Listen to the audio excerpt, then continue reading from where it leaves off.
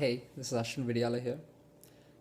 There's this poem called Invictus by William Ernest Henley. Out of the night that covers me, black is the pit from pole to pole. I thank whatever gods may be for my unconquerable soul. In the fell clutch of circumstance, I have not winced nor cried aloud. Under the bludgeonings of chance, my head is bloody but unbowed. Beyond this place of wrath and tears looms but the horror of the shade, and yet the menace of the years finds and shall find me unafraid. It matters not how straight the gate, how charged with punishments the scroll. I am the master of my fate, I am the captain of my soul.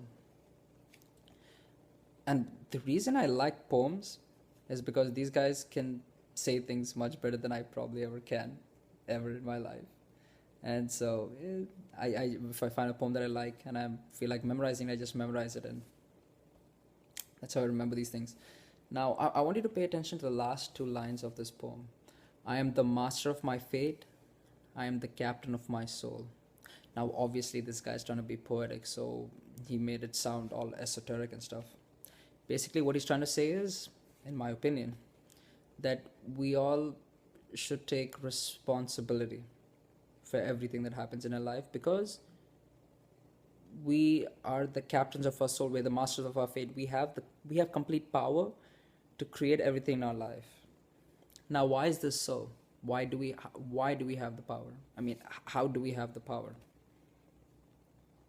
Henry Ford, the richest man in the world at his time, made this statement: whether you think you can or whether you think you can't, either way you're correct. It's the thinking that makes it so. Henry Ford, the richest guy in the world, probably not an idiot.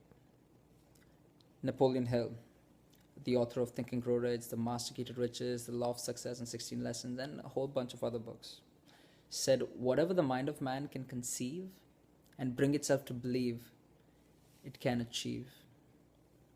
And Napoleon Hill studied directly under Andrew Carnegie, one of the richest people in the world at his time as well. And he also studied, I think, 500 millionaires and billionaires. And so that's where he got his data from as well.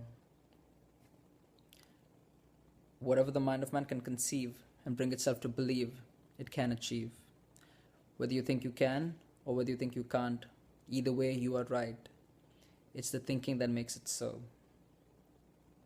If you think it's possible, it is. Which is why you are the master of your fate and you're the captain of your soul.